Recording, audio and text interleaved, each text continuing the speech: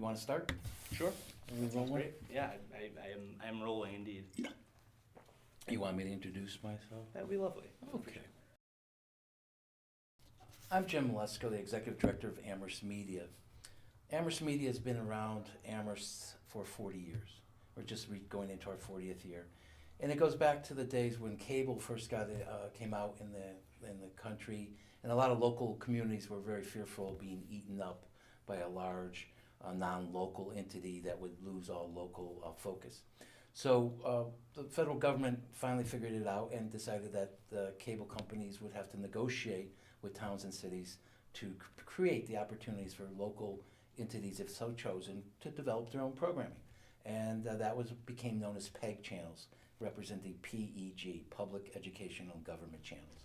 So we've been doing that in one way or another for the almost 40 years. And this is the third name that we have. Amherst Media was changed more recently to indicate that we offer more than just television. Before it was Amherst Community Television. We felt Amherst Media was more encompassing to the digital age, and that people come in here looking to do more than just television. And of course now with people walking around with cameras in their phones and distributions in their phones, what is the need for a cable access center? So what these centers have always been is an opportunity for free speech. And it also guaranteed, forget back in the mid-'70s when this started, only 3 networks existed, CBS, ABC, and NBC. And no one got to make a show unless you were chosen.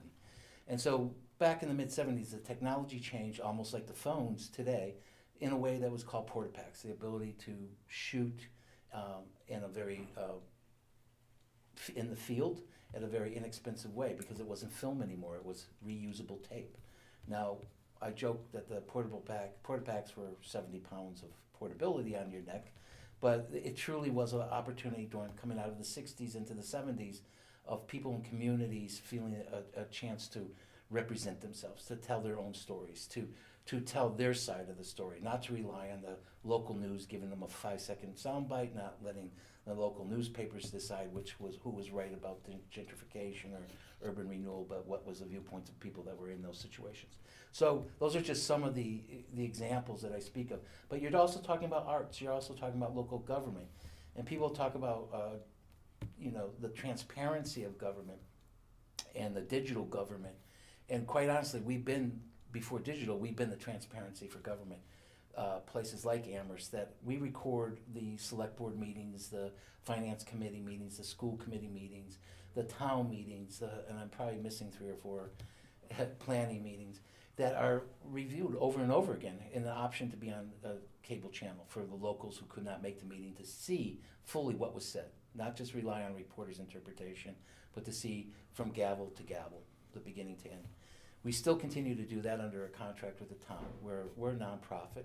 People think we're a town entity, but we're not. But about 87% of our revenue is derived from the cable subscription. So people that have cable in Amherst are helping to pay for the services that we provide. So people, really rely on that. But like I said, we also cover a lot of our young people have come through here, and elders have made projects and made stories and made series and have shown it, and it's been shown elsewhere in the country. So we're a lot of very young people come back through during Thanksgiving and Christmas and say, hey, can I come in? I went here when I was in junior high school. I'm now out at Robot, working in California for Robot. You go, really? That's a pretty good graduate school. But we're very proud of what we offer. So I guess if I shift now to tell you like some of the things that we're doing, it's a community center. It's like 5 college learning retirement, holds seminars here. So they do academics for people who are retired, and they get to use our space for free. They get the conference room that I'm sitting in right now.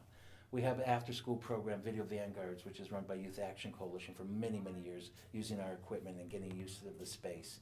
We have, an after-school program right now with a new technology we're very excited about called Makerspace, where young people from the middle schools are being taught how to build computers and small Arduinos and lily pads and all the stuff that people are, getting very much into. And we liken the need to do that because just like video came out and it was a new language, it was a new technology, so isn't the technology going forward. We want our young people to feel comfortable and opening it up, understand how to make it work and make it work for them, not just take it off the shelf as a prepackaged, to decide what could it be used for. So one of the classes that are in here now is a 5 college class taught by Charlie Schweik out of UMass, and they're developing open source media for environmental monitoring and for projects that are already one of the projects is going to be in Central America in the Amazon. Another project is looking at a salt level in water and measuring. Another one's a GPS for a dog collar, which is like, okay, but the other applications of that are pretty intense. So that's being built here, and we're having an event tonight, as a matter of fact, where it's a show and tell. And people from both the middle school and the college students will be showing what they've invented so far in our studio. We'll videotape it, and we'll have a show from that. But it'll also be promotional.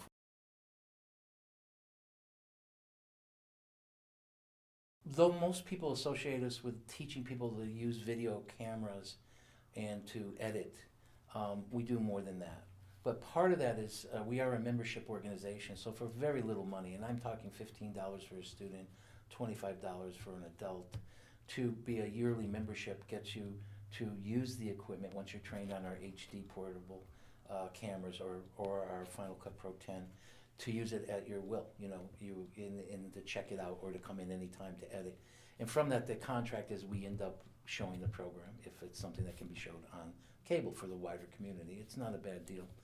And it allows a lot of people to experiment and see if they really are interested before investing a lot of money, or they may not have the money. A lot of people have used the facilities are really, truly don't have even internet at home or the speeds at home to be able to do anything or the programming. So one of the ways we try to diversify our funding was to become an Apple authorized training center. So we offer a lot of courses that are more higher. It's a more expensive program to take, but it's a certification. It's for people that really want to know for an extensive period how to operate the Final Cut Pro 10 and also software. We've done Photoshop classes, we've done audio classes, still photography. We've done a lot of different classes that show the transference over to the different. We had a LAN party here, a couple of them, because the young people helped build our file server for us on the cost of the equipment, and that was a beta testing we did for young people who have gone on to sell it elsewhere.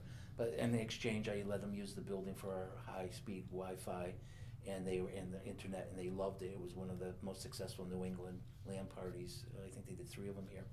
The other, things that there's many things we do. I've always say our studio space is everything from children's theater. It's been to talk shows. We're from the very serious, where the president of Mount Holyoke College has a regular show, Lynn Pasquarella, called Difficult Dialogues right now, where she has academics from the various colleges talk about issues such as Syria, racism, education, you name it. And in local programs too, where people are being introduced to who's in their immediate community. It's we've had youth programming doing news called Student News. So it's whatever the community decides. It's whatever people come in and pitch to us as an idea, and we try to be as supportive as we can. One of the advantages of being in the college vicinity of the 5 colleges is that we're able to use a lot of interns. And we've grown from when I started 7 years ago to 2 interns to sometimes as high as 25 a semester. And what we balance that with is the training, but also that it's an opportunity, a career service opportunity for many of the students to experiment and actually get to know the community better by covering the government, by covering League of Women Voters guest speakers, by covering the bid block party. Tonight is the Merry Maples. They'll be shooting that out in the cold and learning how to do pre-production planning and all the way through. We have Eisenberg students helping run the front end of the building here, saying like, this is the management of a nonprofit, how do you do it? So there's a lot of that we give to them and they give to us and to the community at large, and I think the community benefits greatly by that. The other component is that our board of directors is made up of both President Lynn Pasquarella is on the board, as well as professors from UMass, from Springfield College, from community businesses, organizations. One of the big organizations we work with, most of them in town, is the Rotary. We do an auction, Rotary auction every year, that raises $25,000 to $30,000 that goes to nonprofits in the community. So we do that on a weekend. But we also do production for hire. We try to bring more money in, as I said. So we just recently were hired by Amherst College to do the TEDx talks for the second year in a row. That's just some of the variety, and working relationships are sometimes just training the students, sometimes it's covering events on the campuses, to having the campuses come in here and actually hold courses here. So it's a very interesting mix, and it may be kind of unique that not many access centers have this many colleges, not just one college. Some are located on colleges, but to have this many different colleges and different interests in interacting with as many as we do is pretty unique. So the membership is open to anyone. We have members as young as 12 all the way up to 89, and it's inexpensive, and it is a way of supporting the community. And as I said, sometimes people come here just for events and to art walk. We used to be a member of the art walk, but we're not open on Thursday nights anymore.